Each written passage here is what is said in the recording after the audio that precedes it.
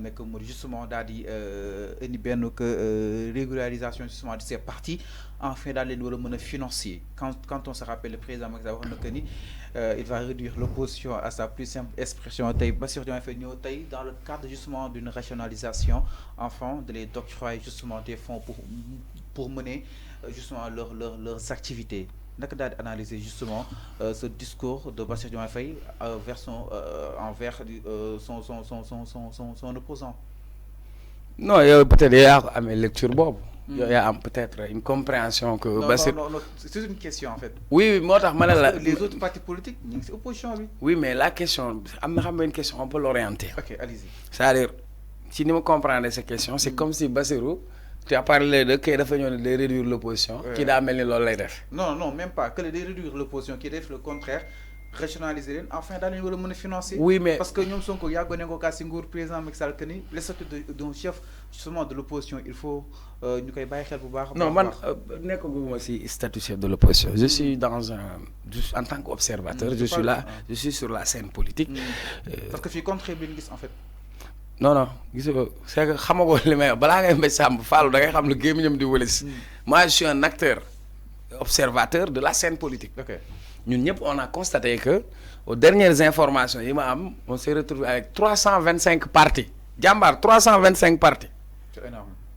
Bo dématé ni am na ñu jotta jox sen récépissé am na ñu joxagul sen récépissé. Am na parti yo xam musuñu dem élection. Parti yu musul demee am na parti boo xam ne balaa ngay judd ba tey mu ngi fi musul dem élection ensuite nañ poser le débat idéologique Senghor avait posé le débat sur des courants de pensée pour cadrer indi benn parti unique moo amoon Sénégal après ñu ubbi ko def ko 4 courants de pensée et ça a valu à Cheikh Anta Diop ñu écarté ko parce qu'il ne se voyait pas dans ces courants pour moom c'est des courants yoo xam ni dëppoowul ak gis-gisam par rapport au développement. Abdou Diouf avec les institutions de Bretton Woods qui ont obligé les chefs d'État africains à une pluralité démocratique, lolo taxone mu ubbi parti. Maintenant, on a vu des partis de tout va aux élections législatives, des gens qui ont dit nelaw ñu yéla ne la kay dem bokk élection. Et présidentielle bi passé, on sait avec combien de partis, combien de candidats? 196 lañ amone. Hein? Parrainage bi amna ñoo xamni dem nañ parrainer. Mais tay bo xolé kan ak kan mo motal parrainage ci ay votam 19. Non. Après l'élection, le résultat est gagné. Diomaye ak Amadou Ba pur ak Khalifa Sall. Donc pour le reste, li ñu am ci parrainage mu ëpp ñom li ñu am ci ay voix électorales. Ça pose donc réellement est-ce que sax parrainage bi waruñu ko xolaat benen bi. Quand je parle de rationalisation des partis politiques, dañ fi tassone Pastef. Moi j'avais toujours dit liñ tassé Pastef mën nañ ko tassé APR parce que bu féké Pastef dañ né dafa violent APR amna ay nerveux ay marron du feu voilà donc c'était une volonté politique un parti dafa am ay sañ-sañ mais dafa am ay yelleef ay àq yu ko war parce que code des obligations civiles et commerciales moom mooy organiser l'espace public li jëm ci wàllu association donc parti quintessence am loolu la benn parti moo fi doon def bilan financier muy Pastef yeneen parti defuñu ko l'APR ne le fait pas le PDS ne l'a pas fait donc parti tey war nañu organiser parti beneen bi le débat sur le financement des partis suba man mën naa ñëw ay narcotrafiquant financé ma wala ay djihadiste wala n'importe qui wala koo xam ne bëgg na pétrole war nañu xam xaalis boobu fu muy jógee la démocratie a un coût l'État du Sénégal doit s'organiser les partis ils sont structurés ñu mën leen accompagner pour que ñu mën a exercer seen droit beneen bi constitution du Sénégal Macky def na ci benn point boo xam lu am solo la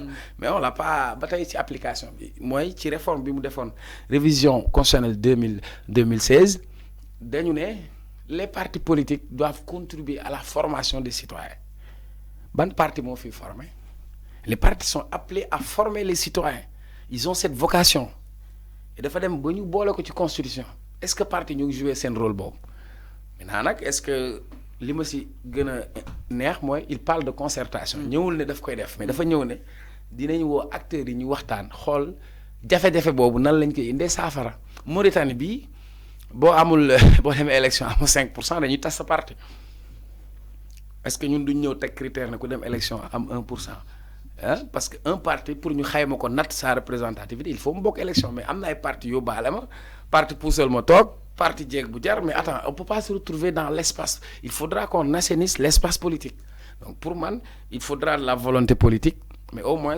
dans son mot ça revient le mot concertation ça veut dire se concerter avec les acteurs on en avait parlé dans les assises nationales et s'il faut retrouver toute la classe politique parce que c'est pas le problème de Bassirou Diomaye c'est pas le problème de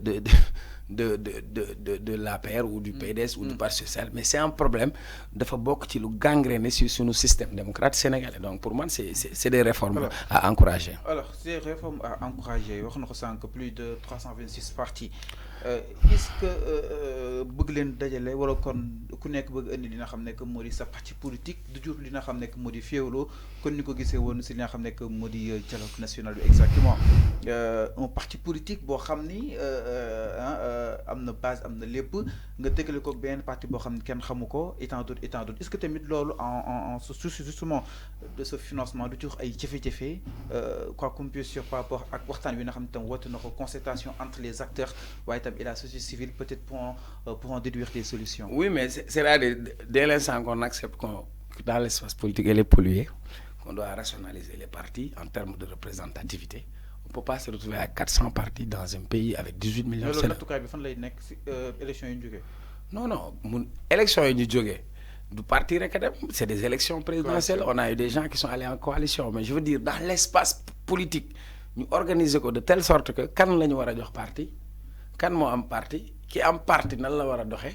récépissé. waaw ministère de l'intérieur moo koy joxe non léegi nan la ñu war a def pour yan critères la ñu teg donc loolu. je crois que c'est concertation lay jógee. Ensuite en fonction des partis que nous avons est-ce que comme président Macky Sall bi mu fi nekkee Benno Bokk Yaakaar ñi fa bokk chaque mois nga am xaalis bi lay jox benn 20 millions pour soutenir la parce que tu es dans son camp ñu nekk si opposition bi soutenir leen Abdoulaye Wade bi mu fi nekkee.